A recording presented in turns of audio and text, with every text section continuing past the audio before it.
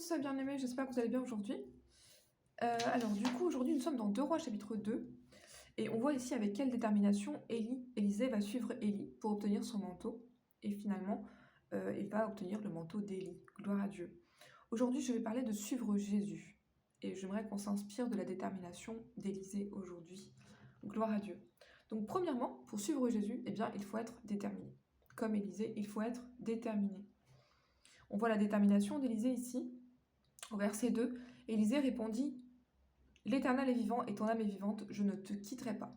Et donc à chaque fois qu'il avait l'occasion de quitter Élie, il refusait et il s'attachait à lui pour obtenir son manteau. Et donc pour obtenir sa destinée en Christ, il faut s'attacher au Seigneur.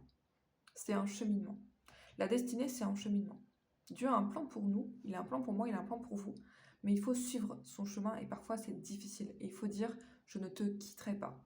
Donc le premier point aujourd'hui pour suivre Jésus, c'est la détermination. On va prendre un exemple bien connu qu'on a déjà évoqué de Ruth dans Ruth chapitre 1. Ruth chapitre 1 à partir du verset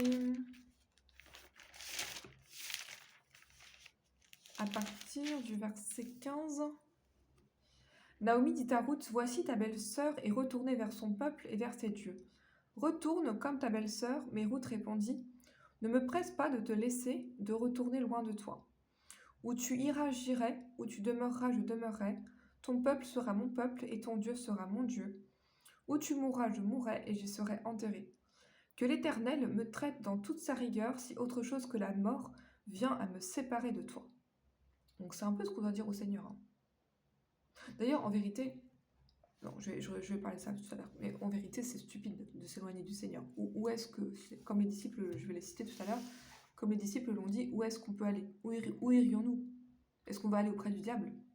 Amen. Donc même si c'est parfois difficile, on doit avoir cette mentalité: je ne quitterai pas le Seigneur, je vais m'attacher au Seigneur, je vais être déterminée, comme Élisée a été déterminée à suivre Élie. Je vais suivre Jésus. Gloire à Dieu. Même si c'est pas toujours confortable, je vais suivre Jésus. Et donc l'autre exemple que je vais citer, c'est l'exemple des disciples dans Jean chapitre 6. Jean chapitre 6, à partir du verset 67. Gloire à Dieu. À ce moment-là, en fait, Jésus avait donné un enseignement sur la communion, et il avait eu des paroles dures. Il avait dit: ceci est ma chair, ceci est mon sang. Et les gens n'étaient pas prêts à entendre de telles paroles. Et donc, le résultat, c'est que beaucoup se sont éloignés. Verset 66, la Bible dit: Dès ce moment, plusieurs de ses disciples se retirèrent et n'allaient plus avec lui. C'est vrai que parfois, on peut être offensé envers le Seigneur. On voit des gens parfois qui ne vont plus à l'église parce qu'ils sont offensés envers Dieu. Et ils se retirent parce qu'ils ont été offensés. Et là, Jésus dit aux 12: Et vous, ne voulez-vous pas aussi vous en aller? Et Simon-Pierre lui répondit: Seigneur, à qui irions-nous? Tu as les paroles de la vie éternelle. Donc en fait, c'est ce qu'on doit dire à Seigneur. Parfois, on est tenté de faire une marche arrière, mais on se dit: mais où est-ce que j'irai? Où est-ce que j'irai? Je n'ai que le Seigneur. Je ne peux pas aller autre part. Gloire à Dieu. Je ne peux pas retourner dans le monde. C'est trop tard. Gloire à Dieu. Et nous avons cru et nous savons que tu es le Christ, le Fils du Dieu vivant. Alléluia. Donc, le premier point que je vais vous montrer aujourd'hui, c'est l'importance de suivre le Seigneur en étant déterminé. Ça, c'est essentiel pour notre marche chrétienne. On doit être déterminé. Pourquoi? Parce que ce ne sera pas tous les jours facile. On n'aura pas tous les jours envie de prier. On n'aura pas tous les jours envie même d'aller à l'église parfois. On peut être offensé. Mais il faut aller au-delà. Il faut être déterminé. Je vais suivre Jésus. Gloire à Dieu. Quoi qu'il arrive, je vais suivre Jésus. Ça, c'est le premier point. Et si on a déjà fait ça, on a fait une bonne chose, mais c'est pas suffisant. Il faut aussi, alors là on passe au stade supérieur. Suivre Jésus, c'est pas simplement être déterminé, c'est aussi sacrifier sa vie. Concrètement, c'est être prêt à se sacrifier. Et ça, beaucoup d'entre nous, on n'aime pas ce mot, sacrifice, mais c'est une nécessité pour suivre Jésus. C'est une nécessité. C'est pour ça que en fait, il n'y a pas beaucoup de disciples de Jésus. Il y a beaucoup de gens qui aiment Jésus. Il y a beaucoup de gens qui se disent chrétiens. Il y a beaucoup de gens qui aiment la parole de Dieu ou bien qui aiment les choses de Dieu, qui aiment les choses chrétiennes.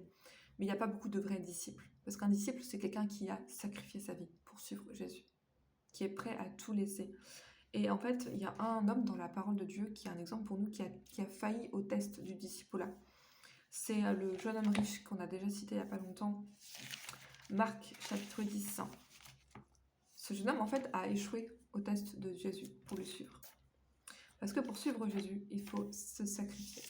Et vous savez, le mystère, c'est que Dieu, quand vous voulez être un disciple, il va vous demander de sacrifier ce qui est le plus cher pour vous. Gloire à Dieu. Si vous êtes un fan de football, il va vous dire, ne fais plus de football. Amen. Si vous aimez boire de l'alcool, il va vous dire, ne bois plus jamais d'alcool.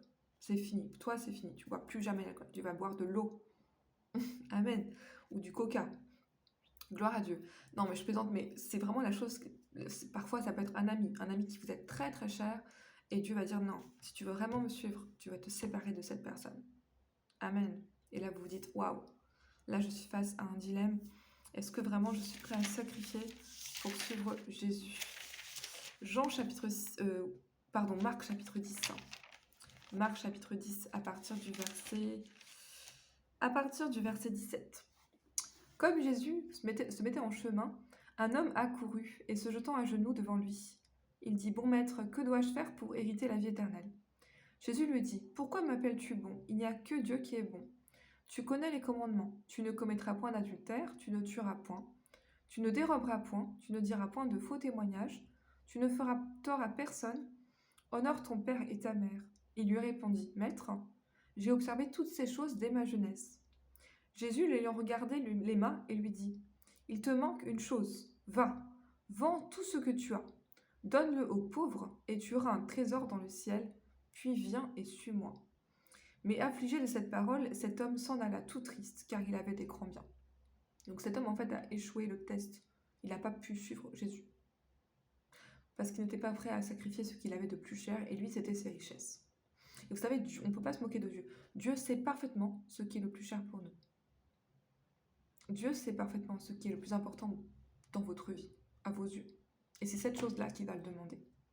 Si vous dites à Dieu, je veux être ton disciple, il va dire, ok, donne-moi cette chose-là. Et là, vous dites, non, non, non. Non, non, non, non. C'est non, non, Seigneur, tu ne peux pas me demander ça. Oh non, tu ne peux pas me demander ça. Et si, gloire à Dieu. C'est le test du disciple, c'est pour suivre Jésus. Il faut laisser tomber ce qu'on a de plus cher. C'est très difficile, mais il faut le faire. C'est très dur. C'est extrêmement dur.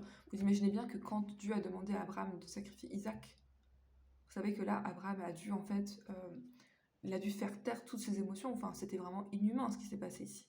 Gloire à Dieu. Et bien, c'est ce qui se passe pour nous, quand Dieu veut nous demander de le suivre.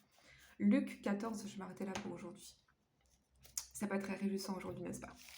Gloire à Dieu. Luc 14, on parle de suivre Jésus. Et ça a un prix. Le premier prix, c'est la détermination. Et le deuxième prix, c'est le sacrifice.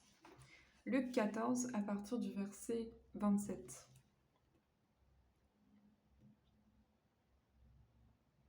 Bon, je vous raconterai une autre fois, mais moi, quand je me suis convertie, en fait, ce qui s'est passé, c'est que j'ai été persécutée par toute ma famille. Parce que toute ma famille, en fait, ce sont une famille athée. J'ai grandi dans une famille athée, donc personne n'aimait Jésus. En fait, en vérité, ils détestaient Jésus. Et du coup, toute ma famille m'a rejetée. Ils m'ont plus du tout soutenue financièrement alors que j'étais encore en études. Et j'ai dû faire des petits boulots à droite et à gauche. En fait, j'ai vraiment connu la galère pour suivre Jésus. Suivre Jésus, c'est rarement confortable. Mais la récompense, c'est inestimable. Donc, il faut absolument persévérer. Gloire à Dieu. Luc 14, à partir du verset 27. Ok. Verset 25, de grandes foules faisaient route avec Jésus. Donc, il y a beaucoup de gens qui veulent suivre Jésus. Alléluia. Et il se retourna et leur dit, « Si quelqu'un vient à moi et ne hait pas son père, » donc il dit « hait », ça veut dire préférer ici, « sa mère, ses enfants, ses frères et ses sœurs, et même sa propre vie, il ne peut pas être mon disciple. Et quiconque ne porte pas sa croix et ne me suit pas, ne peut pas être mon disciple. » Gloire à Dieu.